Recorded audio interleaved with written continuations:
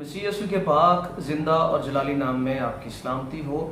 کل میں نے سوشل میڈیا میں آپ کے ساتھ ایک سوال پوچھا کہ کیا مسیحی قیادت کو سیاست میں حصہ لینا چاہیے۔ یہ سوال بڑا عام ہے، بڑا خاص ہے اور اس وقت کے اعتبار سے نہایت ضروری ہے۔ آپ لوگوں نے اپنی قیمتی آراء کا اظہار کیا اور میں آپ کی آراء کو، آپ کے جوابات کو قدر کی نگاہ سے دیکھتا ہوں۔ میری بھی کوشش ہوگی کہ میں اس اہم سوال کا جواب خدا کے کلام کی بنیادوں پر آپ کے ساتھ مل کر شیئر کروں اور سیکھوں، اور میری یہ بھی کوشش ہوگی کہ میں اس عنوان پر ایک سے زیادہ ویڈیوز بناؤں، کیونکہ یہ ٹاپک بڑا وسیع ہے اور اس کے چند خد و خال ایسے ہیں جنہیں ہمیں بہت ڈیپلی دیکھنے اور سمجھنے کی ضرورت ہے اس سے پہلے کہ ہم اس پر ہاں یا نہ کہیں۔ سیاست سے مراد ہے لوگوں کے شہری عوامی روحانی یا سماجی معاملات پر نگاہ رکھ کر انہیں قابو کرنا، کنٹرول کرنا سیاست ہے۔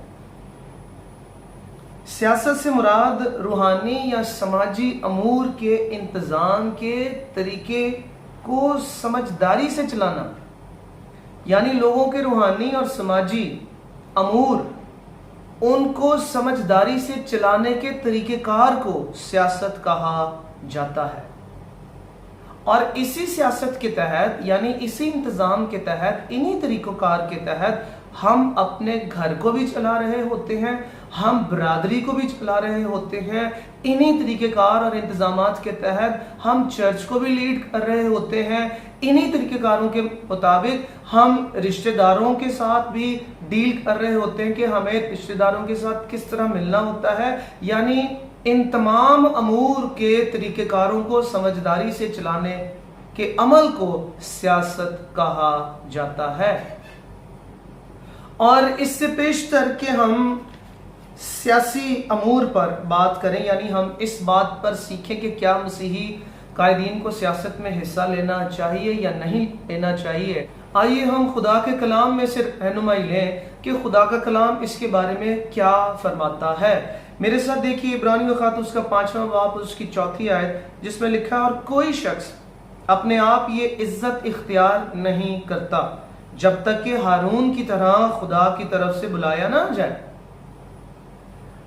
کسی بھی قائد کا جو کہ چرچ میں رہنما ہے، فادر ہے، پاسٹر ہے، بشپ ہے، مبشر ہے، ایلڈر ہے، ڈیکن ہے، یا کسی بھی عہدے پر فائز ہے، آپ کا مسیحت میں چرچ میں رہ کر کوئی بھی خدمت کرنا یہ بلاوے پر ہے، جب تک کہ کوئی ہارون کی طرح بلایا نہ جائے، جب تک کہ کوئی خدا کی طرف سے چنا نہ جائے۔ مسیحی قیادت کا سیاست میں حصہ لینا یا نہ لینا یہ ہماری مرضی، منشا، چاہت پر نہیں، بلکہ یہ خدا کی طرف سے دیے گئے بلاوے پر ہے۔ معاملہ بلاوے کا ہے، انسان کی اپنی چاہ کا نہیں ہے، یعنی خدا کی طرف سے آپ کا چناؤ کسی خاص کام کے لیے کیا گیا۔ آپ چرچ میں کوئی بھی روحانی حیثیت رکھتے ہیں، آپ خدا کے چناؤ کا نتیجہ ہوں، اور بائبل مقدس یہی فرماتی ہے۔ ہم اپنے معاشرے میں دیکھتے ہیں کہ کئی لوگ خدمت میں بھی یا تو روپے پیسے کی وجہ سے ہے، یا پھر وہ اپنے ماں یا باپ کی خواہش کے باعث ہے، یا پھر خدمت ان کو وراثت میں ملی ہے، دادا بھی پاسبان تھا، باپ بھی پاسبان تھا، اب وہ بھی پاسبان ہے، اور اس کے بعد اس کی آنے والی اولاد بھی پاسبان ہوگی۔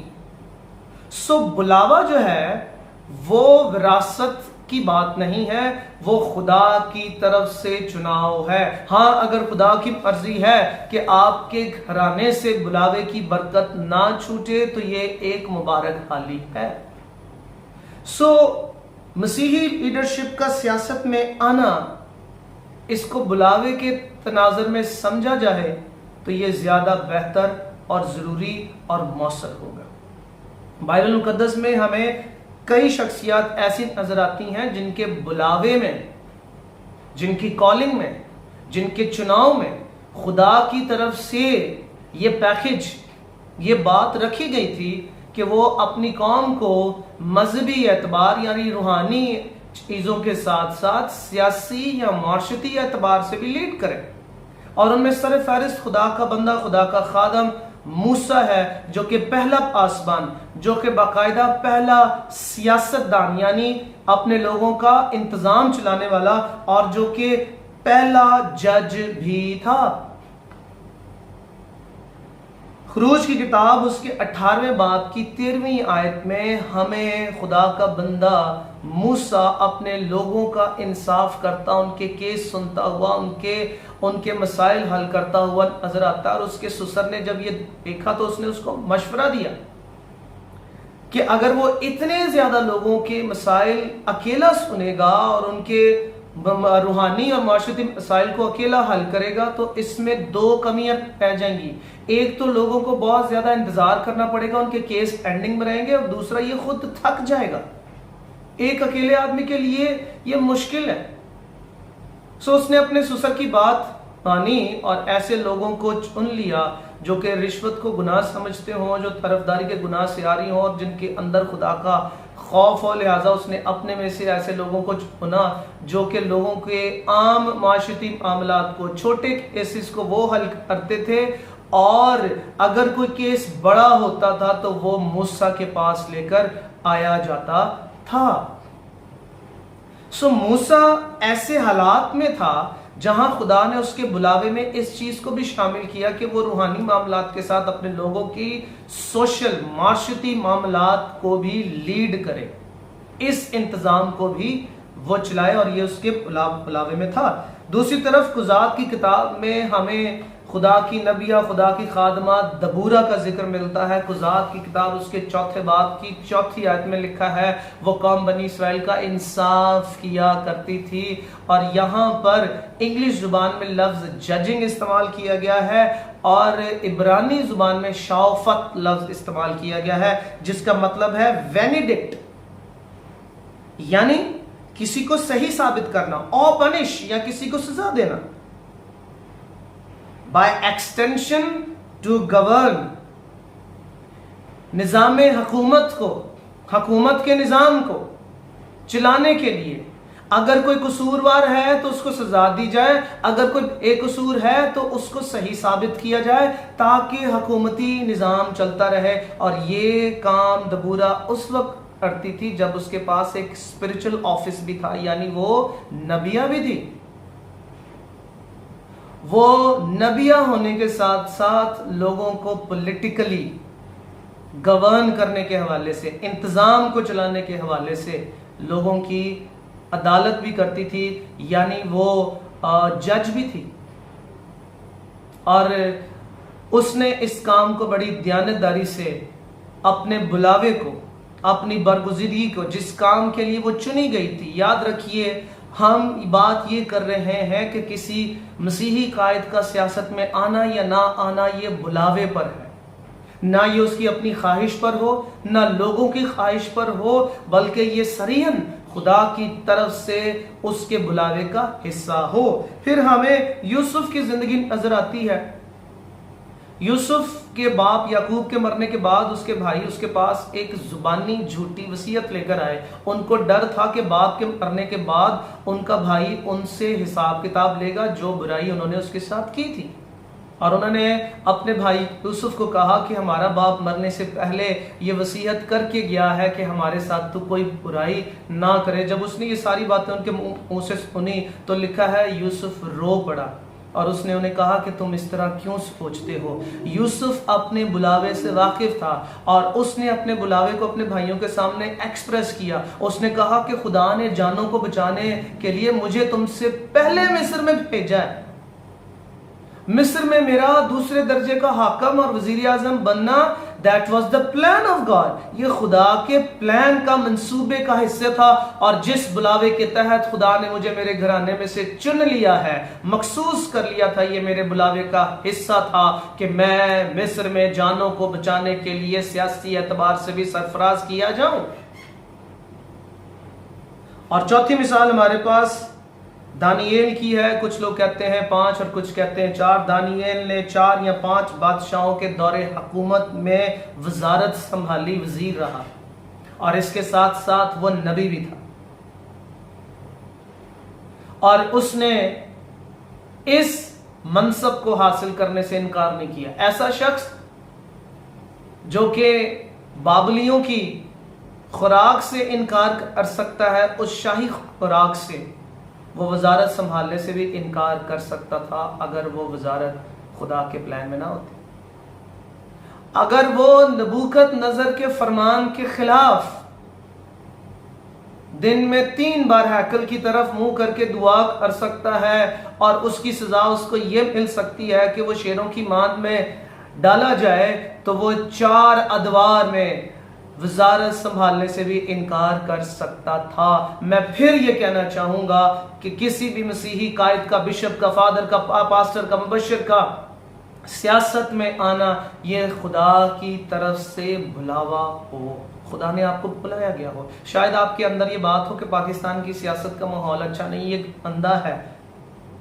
गंदगी को साफ वो कर सकता है जो खुद साफ है। यीशु मसीह ने कहा बीमार को तबीब की ज़रूरत है, ना कि तंदुरुस्त को। अगर हमारे मुल्क का सियासी निज़ाम बीमार है तो मैं ये समझता हूँ कि अगर आप खुदा के खादम हैं और आपको खुदा ने बुलाया है कि आप सियासी मैदान में भी उतरें, तो आप दानियल की तरह एक करप्ट माशरे में एक अच्छी मिसाल बन सकते हैं। और उस वक्त का बादशाह इस बात का तहरीरी इकरार कर सकता है कि दानियल का खुदा ये अजीम और अजीब और मुनफरिद खुदा है, और ज़मीन पर उसके अलावा कोई माबूद भी नहीं है। आज आपके वसीले भी अगर खुदा ने आपको चुना और बुलाया है कि आप कलीसिया के साथ इन अमूर को भी चला सकें। दानियल इस मामले में बेहतरीन है। उसने 21 दिन रोज़ा भी रखा। उसे खुदा के लोगों के बाबुल में से, असीरी में से छूटने का ख्याल भी है। उसने किताबों में से तहकीक भी की है। वो रोज़े भी रख रहा है, तहकीक भी कर रहा है, दिन में 3 बार दुआ भी कर रहा है। क्या आज हमारे इलेक्ट होने वाले वजीर ये सारा कुछ करते हैं? मैं ये समझता हूँ कि निचली सतह से लेकर और हायर लेवल तक हमें जो लोग लीड करते हैं उनमें से अक्सरियत ऐसी है जिन्हें खुदा के कलाम के बारे में भी ठीक से मालूम नहीं है। उनमें से अक्सरियत ऐसी है जो खुदा के हुजूर दुआ में नहीं ठहरते हैं। सो इसमें आर और बुराई नहीं है कि अगर खुदा ने आपको बुलाया है और आपके बुलावे में सियासत में आना भी है, आपके बुलावे में लोगों को समाजी एतबार से लीड करना भी है। आज हमारे मुल्क के हालात भी ऐसे ही हैं जैसे हालात दानियल के दौर में भी थे, जहां अपने लोगों को लीड करने की सियासी एतबार से समझदार बाशऊर रूहानी लोगों का इस मैदान में आना जरूरी है अगर खुदा ने उनको इस मामले में बुलाया है। चंद मिसालें मैं आपके सामने रखूंगा उन क्लर्जी मैन की, उन स्पिरिचुअल या चर्च लीडरशिप की जो कि दुनिया के मुख्तलिफ ममालिक में मुख्तलिफ कलीसियाओं से ताल्लुक़ रखने वाले लीडर्स सियासत में रहे हैं। जॉन बेनेट बेनी 1999 से 2004 तक प्रेसिडेंट रहे हैं वैनुआटा के, और इसके साथ साथ वो एंग्लिकन चर्च के प्रीस्ट भी रहे हैं, खादम भी रहे हैं, पास्टर भी रहे हैं। फिर इसके साथ हैं ली जाए जोंग जो कि नेशनल असेंबली में मेंबर रहे हैं और यूनिफिकेशन मिनिस्टर रहे हैं साउथ कोरिया में, और इसके साथ एंग्लिकन चर्च के पासबान भी रहे हैं। फिर एक बड़ा नाम मार्टिन लूथर किंग जूनियर, जिनका ख्वाब था कि काले और गोरे का बच्चा ये साथ खेलेंगे, और उनका ख्वाब उस वक्त पूरा हुआ जब बराक ओबामा अमेरिका के सदर बने। और मुझे याद है कि जब बराक ओबामा अमेरिका के सदर इलेक्ट हो रहे थे, जब वो हल्फ ले रहे थे, तो मार्टिन लूथर किंग जूनियर का ये ख्वाब भी टीवी की दूसरी स्क्रीन पर दिखाया जा रहा था। सो Martin Luther king junior civil rights के मुतहर्रिक कारकुन थे, लीडर थे, रहनुमा थे, اور اس کے ساتھ وہ بیپٹسٹ منسٹر بھی تھے، خدمت گزار بھی تھے۔ پھر ایک مثال پینٹیکوسٹل چرچ سے ہے، جہاں Andrew Evans south Australian legislative council کے ممبر بھی تھے، اور پھر ایک پارٹی کے ممبر رہے جس کا نام تھا فیملی فرسٹ پارٹی، اور یہ ساتھ ساتھ اپنے چرچ کے پاسٹر بھی رہے۔ پھر لیری پٹمین ریپبلکن ممبر رہے ہیں نارتھ کیرولائنا جنرل اسمبلی کے، اور آرڈینڈ منسٹر تھے پریسبیٹیرین چرچ آف امریکہ کے لیری پٹمین۔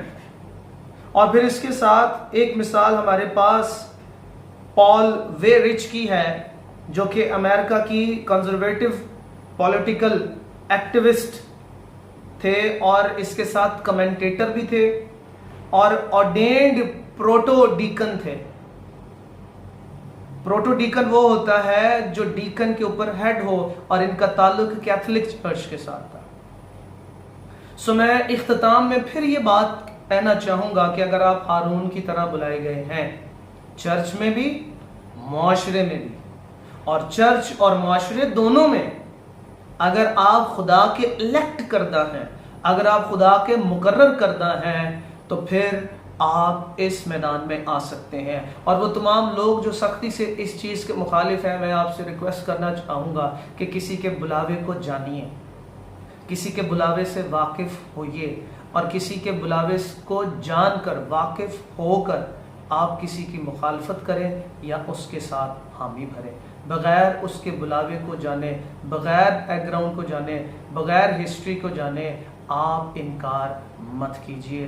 میں ایمان رکھتا ہوں کہ آج کے کلام کے وسیلے کسی قدر ہماری رہنمائی ہوئی ہوگی۔ خدا اس کلام کے وسیلے آپ کو اور ملک پاکستان کے تمام مسیحوں کو کثرت کی برکت دے۔ آمین۔ God bless you.